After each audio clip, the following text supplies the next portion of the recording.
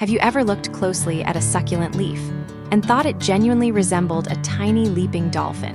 complete with what looks like a curved tail and a small fin, and wondered whether that was just a clever marketing name or an actual, literal description of the plant itself? String of dolphins is exactly that, literal. And today we are going to walk through everything you need to know about this genuinely charming, slightly harder to find trailing succulent, including why it tends to cost more, why its hybrid parentage matters, and why it requires a bit more attention than some of its more common trailing cousins. String of dolphins, botanically known as Senecio peregrinus, is actually a hybrid plant, a cross between string of pearls, Senecio rowlanus, and a lesser-known relative called candle plant, Senecio articulatus. And this hybrid parentage genuinely explains almost everything distinctive about the plant, from its unusual leaf shape to its intermediate care requirements, sitting somewhere between its two parent species. Each individual leaf genuinely does curve into a shape remarkably reminiscent of a small dolphin caught mid-leap, complete with a pointed little protrusion that looks convincingly like a dorsal fin. And this delightful, almost whimsical leaf shape is precisely why string of dolphins has become such a sought-after specimen among succulent collectors, specifically willing to pay a premium and put in a bit of extra effort for such a distinctive, conversation-starting plant, because string of dolphins is a relatively specific hybrid rather than a widely mass-produced species. It tends to be considerably harder to find at typical big-box garden centers compared to more common succulents like string of pearls or jade plant. And when you do find it, expect to pay noticeably more per plant than you would for those more widely available relatives. Specialty succulent nurseries, dedicated houseplant shops, and online plant retailers specifically focused on rarer or more unusual varieties represent your best bet for actually sourcing this particular plant. And many enthusiastic growers consider successfully tracking down a healthy string of dolphin specimen to be something of a genuine achievement in itself before care and cultivation even enter the picture. Given its hybrid parentage between the notoriously finicky string of pearls and the somewhat tougher, more forgiving candle plant, string of dolphins genuinely occupies a middle ground in terms of overall care difficulty, considerably more demanding than the easiest succulents on the market, but somewhat more forgiving than string of pearls alone tends to be. This makes string of dolphins a genuinely reasonable next step for growers who have already built some confidence and experience with easier trailing succulents, and are ready to take on something with a slightly narrower margin for error, though it remains a poor choice as someone's very first succulent given the more demanding care. It genuinely requires relative to true beginner-friendly options. Light requirements for string of dolphins closely mirror those of string of pearls, wanting bright, indirect light for the majority of the day, ideally supplemented with a few hours of gentle direct morning or late afternoon sun for the healthiest, most compact growth. Insufficient light causes the same stretched, sparse growth pattern common to most succulents under low light conditions. And given how much effort and expense typically goes into acquiring this particular plant in the first place, providing genuinely adequate light from the very start represents a reasonable investment in protecting that initial acquisition cost and effort. Watering string of dolphins requires the same careful, conservative soak-and-dry approach appropriate for string of pearls, watering thoroughly until water runs from the drainage holes, then allowing the soil to dry out completely before watering again. While the candle plant parentage does lend string of dolphins somewhat more resilience against occasional watering mistakes compared to pure string of pearls, this margin for error remains genuinely narrower than more forgiving succulents like string of bananas, and treating this plant with the same careful watering discipline you would apply to string of pearls specifically remains the safer overall approach rather than assuming its hybrid toughness extends further than it genuinely does. Soil and container choice follow the same principles appropriate for succulents broadly, with a well-draining succulent or cactus mix, ideally amended with extra perlite. Providing the fast-draining environment this plant's roots genuinely need to avoid rot. A container with generous drainage holes remains essential, and given how much this particular plant tends to cost, and how much effort typically goes into sourcing it, Choosing a genuinely well-suited container with excellent drainage from the very start represents a reasonable precaution against losing a specimen that may not be easy or cheap to simply replace. A hanging basket or elevated pot showcases the plant's trailing habit and unusual leaf shape beautifully, and positioning it at roughly eye level, rather than overhead where those distinctive dolphin-shaped leaves are harder to appreciate up close, genuinely lets this particular plant's most distinctive feature actually shine in daily viewing. Feeding string of dolphins follows the same light touch approach appropriate for succulents generally, since this hybrid, like both of its parent species, evolved from plants adapted to nutrient-poor, well-draining soil and genuinely does not need or benefit from heavy, frequent fertilizing. A diluted, balanced liquid fertilizer applied at roughly half strength every 4 to 6 weeks during the active spring and summer growing season provides plenty of nutrition to support healthy new growth without pushing the kind of soft, weak growth that overfeeding tends to produce in succulents generally. Withholding fertilizer entirely during the cooler, slower winter months allows this plant's natural seasonal rhythm to proceed undisturbed,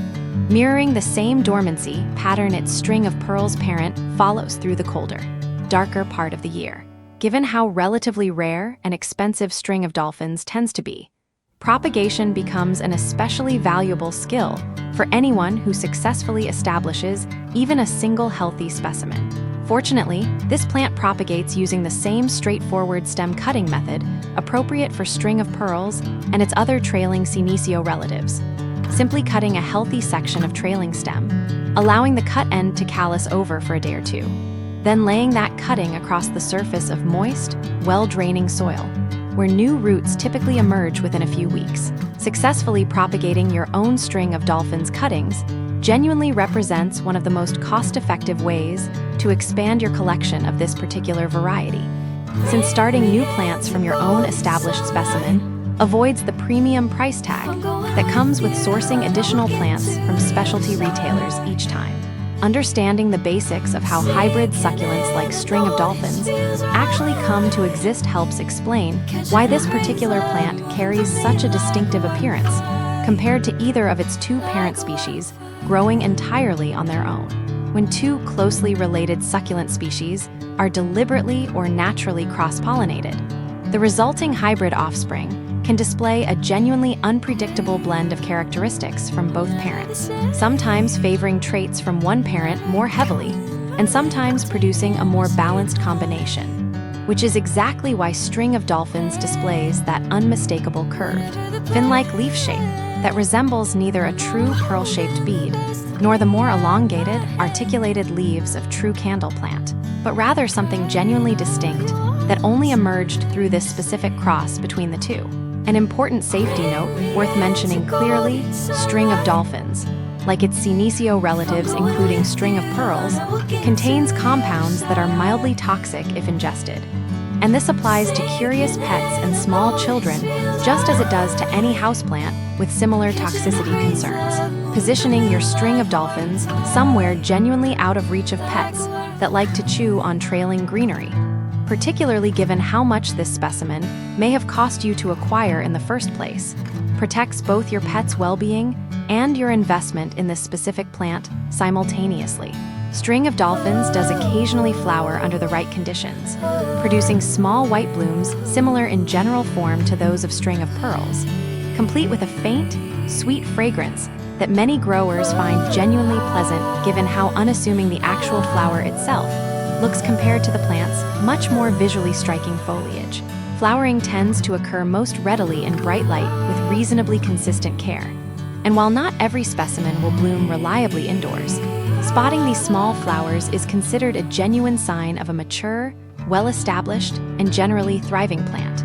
since a stressed or struggling string of dolphins rarely puts energy toward flowering at all. One of the most common mistakes beginners make when they finally acquire a string of dolphins is treating it exactly like its tougher, more forgiving relative string of bananas, applying a more generous watering schedule under the mistaken assumption that all trailing senecio hybrids share identical care tolerances, when in reality string of dolphins genuinely needs the more careful, Conservative watering, approach appropriate for string of pearls specifically. Another frequent misstep involves impulse purchasing this plant purely because of its charming, novel appearance without first having any real experience successfully growing other,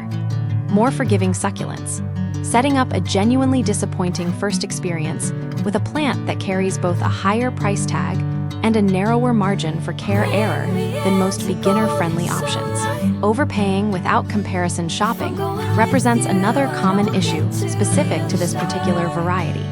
since prices for string of dolphins can vary considerably between different specialty retailers, making it worth checking a few different sources before committing to a purchase, particularly for a plant carrying enough of a premium price tag that comparison shopping genuinely makes a meaningful difference to your total cost. A genuinely useful pro tip for string of dolphins involves starting with a single small cutting rather than an already mature, fully established specimen, if your budget is a genuine consideration, since cuttings of this particular hybrid typically cost considerably less than a mature plant, while still giving you the opportunity to grow and propagate your own thriving collection over time, essentially trading a bit of patience for meaningful savings on a plant that commands a real premium in its fully grown form. Joining online succulent collector communities and forums specifically focused on rarer varieties can also connect you with other growers willing to trade cuttings,